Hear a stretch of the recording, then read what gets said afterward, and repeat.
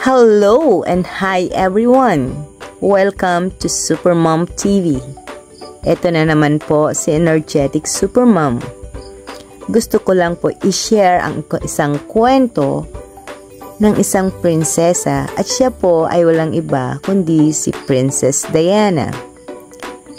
Base po ito sa aking pagkaintindi at kung paano niya ako personally na-inspire sa kanyang kwento throughout ng life ko naman po. Okay? Hindi lang siya basta prinsesa, kundi isang babae na dumaan sa napakaraming pagsubok at kahit ganon, nag-iwan naman siya ng malaking impact sa buong mundo. Kaya samahan niyo po ako as we look back sa journey ni Princess Diana. Nasa chapter 1 tayo. I called it The Lonely Child. Diana Frances Spencer was born noong July 1, 1961. Lumaki siya sa Park House, malapit sa royal family, pero hindi ibig sabihin nun masaya ang kanyang childhood. Bata pa lang siya, 8 years old, naghiwalay na ang parents niya doon. Doon niya unang naramdaman ang lungkot at pag-iisa. Oo naman, mayaman sila, pero hindi yon ang hinahanap ni Diana. Ang totoo, love and affection ang gusto niya. Tahimik daw at mahiyain siya. Minsan hirap sa school, pero meron siyang natural na kabaitan or kindness. Ayan. Mahilig siya sa musika, sa mga bata, at of course, hindi nawawala ang pagkahilig niya sa sayaw. Nangarap pa nga siyang maging balerina. Kaya kahit sa paningin ng iba, ordinary lang siya.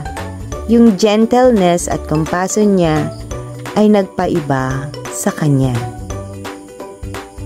O diba? Ang ganda. Ang reflection ko dito, alam nyo, napapaisip ka kahit gaano kayaman o kataas ang status ng isang tao, kapag walang love, oo nga naman pag walang love, kulang pa rin ang buhay.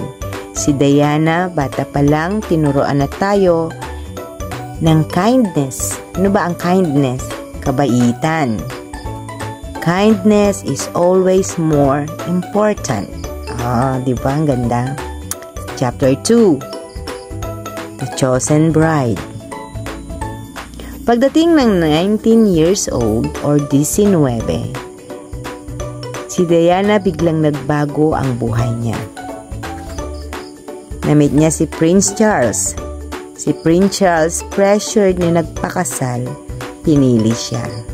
O diba, nagligawan sila at nag-engage, then yun, nagpakasal. Bata pa siya, inosente at syempre pasado sa standard ng royal family. Naging malaking balita ang engagement nila. Ang media pa nga tinatawag siyang shy D. Oo nga no, mahiyain siya. Yung tipong fairy tale bride ang nangyari. Imagine niyo, napakahiyain siya at saka 19 years old pa siya noon, di ba? Pero nung tinatanong kung in love ba sila, malamig ang sagot ni Charles. Whatever in love means. Kung naalala nyo, yung interview niya dati, yung naka-blue ang damit ni Princess Diana. Doon ako naiintriga rin. So, sagot ni Prince Charles, whatever in love means. Siyempre, warning na yon, pero hindi pinansin ng lahat. July 29, 1981, naglakad si Diana sa St. Paul Cathedral, suot ang napakagandang ivory gown. Milyon ang nanood, kasama na ako. Bata pa ako nung nanonood na rin ako. Nakailang ulit na panood yun.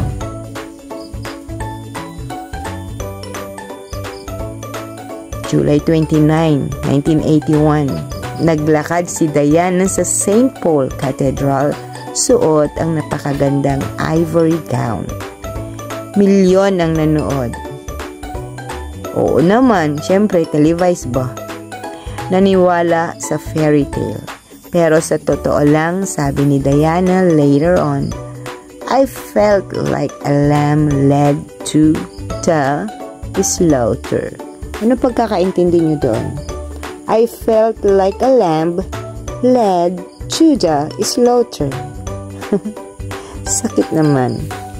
Reflection ko dito, minsan yung akala mong dream come true natin, pwedeng maging simula ng struggle. So, mahirap pala yung maraming akala. Hindi lahat ang kinaiinggitan ng tao ay tunay na kaligayahan. O, diba? Chapter 3, The Shattered Fairy Tale. Sa likod ng palasyo, hindi pala love story ang nangyari. Si Diana discovered na si Charles. Diana discovered na si Charles may ibang mahal. Iba naman talaga ang pagmamahal ni Charles kay Camilla Parker Bowles. Yung marriage niya puno ng betrayal at lungkot. Dahil dito, duman siya sa matinding depression at eating disorders. Oo nga naman. Mantakin nyo. Kayo ba naman ay 10 anyos na napakagandang babae at inaasahan mo, in love ka sa isang prinsipe? O diba, modern Cinderella ang nangyari. Tapos yung fairy tale, nag-ended up lang ng ganon. So, ang sakit, diba? Ay, nako. Dumaan siya sa matinding lungkot at betrayal. Dahil dito, dumaan siya sa matinding depression din. At noon siya naging payat na payat, diba? Sa mga pictures niya, makikita nyo. Payat siya. Inaasahan ng palasyo na manahimik siya, pero deep inside, she was breaking. Sakit noon talaga. Pero kahit ganon, binigyan niya ang mundo ng 2 anak, sina Prince William at Prince Harry. As a mom, bilang isang ina, iba si Diana. Hindi siya typical na royal. She hugged them. Yayakap niya yung mga anak niya. Sa school, dinadala niya, pinapakita niya yung warmth na siya mismo hindi masyadong naranasan ang ganong growing up. Kasi 'di ba naman, kapag yung mga anak mamayaman ay may bawal, may rules, may kung ganon, si Diana, ni-raise niya yung mga anak niya sa kakaiba, parang sa atin, normal na tao lang, 'di ba? Her kids became her light, kahit na ang marriage niya naging kulungan. Reflection natin dito, sa buhay ni Diana, makikita natin ang sakit ng pagtataksil o betrayal. Nakakasira talaga. Pero ang love ng isang nanay, yun ay binubuo at bumubuo ng lakas ng loob at walang hanggang katapangan. O, diba? Ang ganda ng kanyang buhay. Pasensya na kayo sa mga makukulit na background kasi may mga chinimay. Okay, continue tayo. So, conversational ako nagkukwento. Gusto ko ma-feel nyo yan. Kaya, ang sakit-sakit nang dumadaan sa pagtataksil ng isang asawa. Masakit kasi dumaan din ako doon. Kaya ako siya naging love na love ko ang story ni Princess Diana. Dahil sa kabila ng pagtataksil ng isang prinsipe, ay nandun pa rin yung kanyang porsigido, enthusiastic niyang pamumuhay, positive vibes, kahit nasasaktan na siya, diba? Dahil sa kanyang mga anak. Kahit ang sakit-sakit, kahit sinaksak na, kahit harap-harapan, sakit noon. Totoo yan. Sino ba sa inyo ang hindi nakaranas ng pagiging pagtataksil? Kahit sa kaibigan, sa kamag-anakan, o kay sa asawa. O diba, masakit. Boyfriend mo pa nga lang, masakit na, diba? Halos magpakamatay ka na. Ano pa nga yung asawa mo na ganito pa. Okay. Nakarami na naman ako. Punta tayo sa kwento. Chapter 4, the people's princess. Dahil kulang ang love ni Charles, ibinigay ni Diana ang love niya sa mga tao. O diba, binago niya ang image ng pagiging royal. Imagine nyo, sa time na takot ang lahat makihalubilo sa mga taong may AIDS, siya ay nakikipagkamay sa kanila. Nakikita natin yan sa mga, kahit mag-search kayo. Totoo itong kwento na to. Naglalakad siya sa landmines para magbigay ng awareness. Niyayakap niyang mga bata, kinakausap ang may sakit, at nagbibigay ng assurance, pagkakaibigan, pagmamahal. Sabi niya, I don't go by the rule. I don't go by the rule book. I lead from the heart, not from the head. O diba, ang ganda ng kanyang sagot. Ang ganda ng kanyang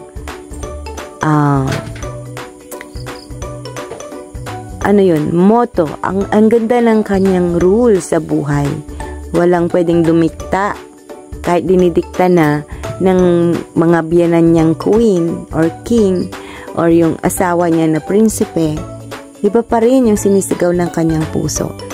Kasi gusto niyang maging normal na tao. Ayan. Ulitin natin. I don't go by the rule book. I lead from the heart, not the head. Oo nga naman.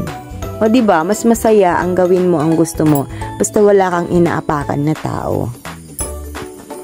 At dahil sa compassion niya, sa pagmamahal niya, at sa kagustuhan niyang makatulong magsilbi sa mga tao, mas naging malaking tao siya kaysa sa kahit anong titulo. Tinawag siyang People's Princess. Oh, ang ganda. Tinawag siya ngayong People's Princess. Uy, baka sabihin nyo na hindi to totoo. Nag-search talaga ako. Bata pa lang ako.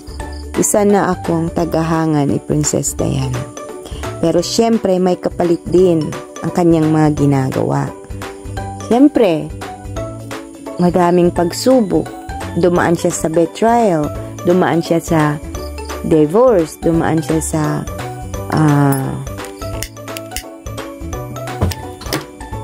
ano pa yung mga pinagdaanan niya.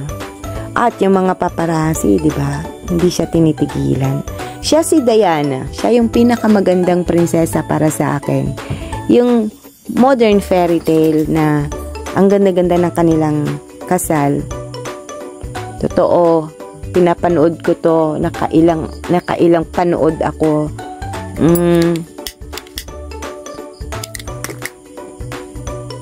Hanggang ngayon, pinapanood ko pa rin kahit patay na siya. Kaya kung gusto nyo din, sundan nyo rin ako. O kaya, kung gusto nyo yung mga ganitong kwento, sige, pagtulungan tayo. O, diba?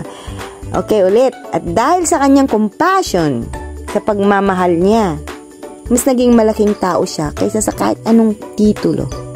Tinawag siyang People's Princess. Ibig sabihin, People's Princess, lahat ng tao gusto siya. Siguro may mga basher din, pero karamihan gusto siya. At dahil doon, sino ba naman, kapag marami kang ginagawang kabutihan, marami ding kapalit siguro yan. Ganun naman ang buhay. Paparazzi, media, at ang sakit niyang ginawang entertainment. Pero kinaya niya at nagpatuloy pa rin siya sa kanyang misyon. Okay. Di ba nung tapos na silang naghiwalay ng kanyang asawa na si Prince Charles, itinoon niya ang kanyang buhay sa pagtulong sa mga may sakit, paggawa ng mga charity. Andiyan kayong ibebenta niya yung kanyang mga gown, ang kanyang mga damit, magpa-fundraising siya, at naggagawa siya ng napakaraming charity. Pinagpapatuloy ngayon ng mga anak niya yun. Ang reflection doon, greatness is not about crowns or titles. Totoo nga naman. Totoong-totoo na ang tunay na sukatan ng leader ay compassion at kabaitan or kindness. O, agree ba kayo doon? Tuloy natin ang kanyang buhay. Chapter 5, The Fall of the Crown. Ay, ang galing. Sakit din 1996, official na naghiwalay si Diana at Charles. Yun yung sinasabi ko kanina na sila ay naghiwalay. Nawala sa kanya ang titulong Her Royal Highness. Siyempre, na siya, diverse sila, diba? Pero in exchange, nakamit niya ang mas mahalaga, yun ang tinatawag na kalayaan or freedom.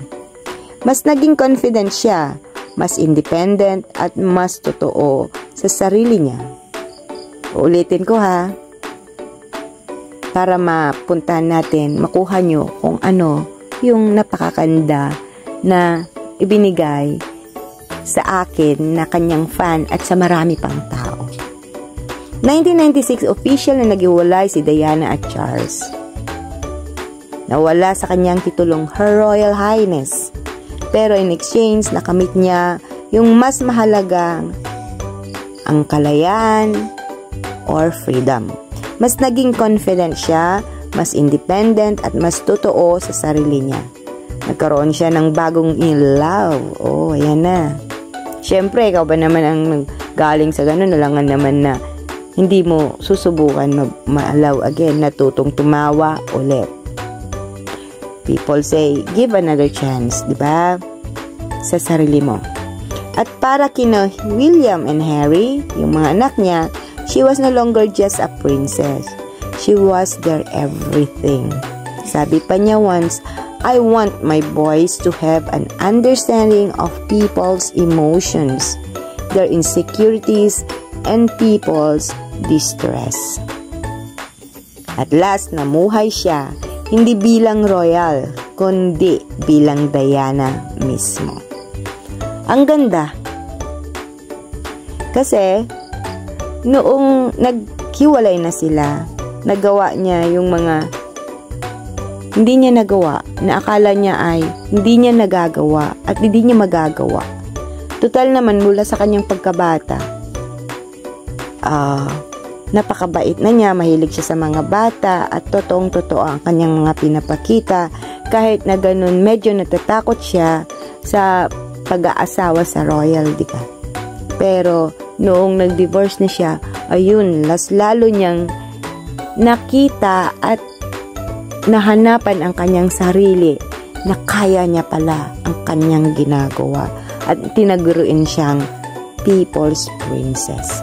So, minsan kailangan mong mawalan ng lahat para mahanap mo yung tunay mong sarili.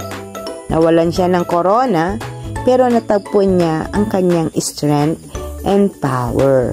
Correct? Agree ba kayo doon? Okay.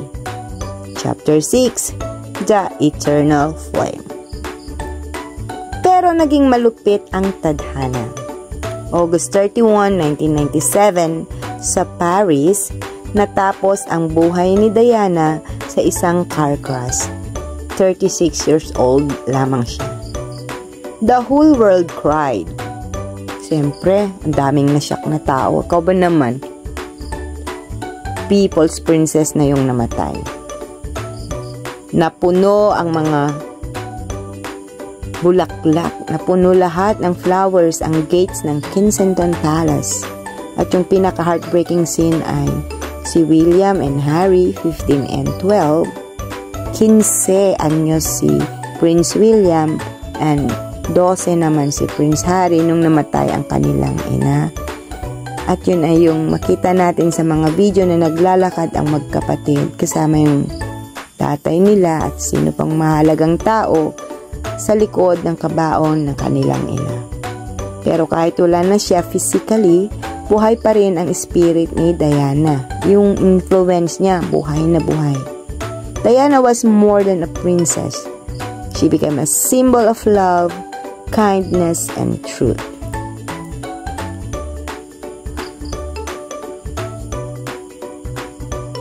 Ang kwento ni Princess Diana, hindi fairy tale.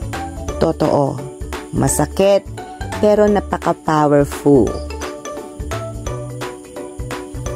Tinuturo niya sa atin na mas mahalaga ang loyalty kaysa titles. Ulitin ko, tinuro niya sa atin na mas mahalaga ang loyalty kaysa titles. Compassion mas maliwanag kaysa crowns. O, nang pagkaintindi doon, yung compassion niya na tumulong sa mga tao, simpatya niya sa mga mahihirap at sa mga kapuspalad ay mas maliwanag pa sa kanyang korona. At sa love, true love, at eternal love. Hindi lang siya princess. Hindi lang siya princess. She was and always be the people princess. She was and always be the people princess. O, diba?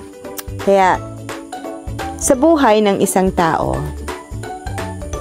talaga naman, dumadaan tayo sa pagsubok. Masakit.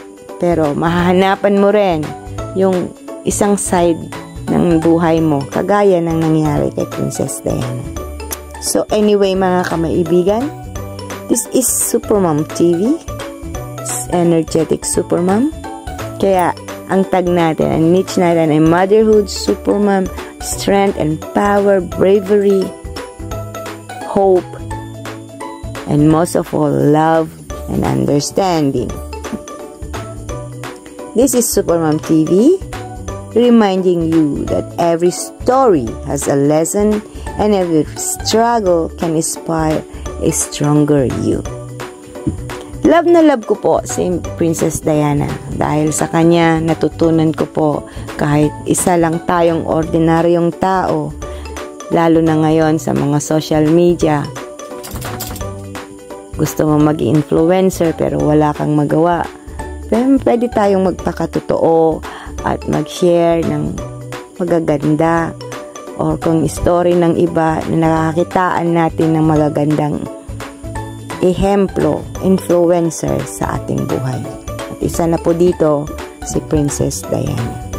Okay, marami pong salamat at kung nagugustuhan nyo ang mga kwentong ganito, maliban sa aking mga boring live na dito lang sa fields at kung saan-saan. Ito po ang aking personal na YouTube channel at ang aking niche ay mga, again, para sa mga mothers, mga separated woman, single mother, inspiring woman, mostly empowering woman. Kaya kung gusto nyo lahat nito, subscribe naman po kayo at baka pwede magkilala rin tayo. Ilagay nyo dyan sa baba kung saan kayo and comment lang po sa susunod nating mga video na gagawin. Lalagay ko dun special shawi at kung ano-ano pa. So, again, hindi po ako perfecto at kung may pagkakamaliman sa mga context at narrative, ayan, pasensya na. Salamat po ng marami. At ito po again, si Energetic Supermom TV. See you next time.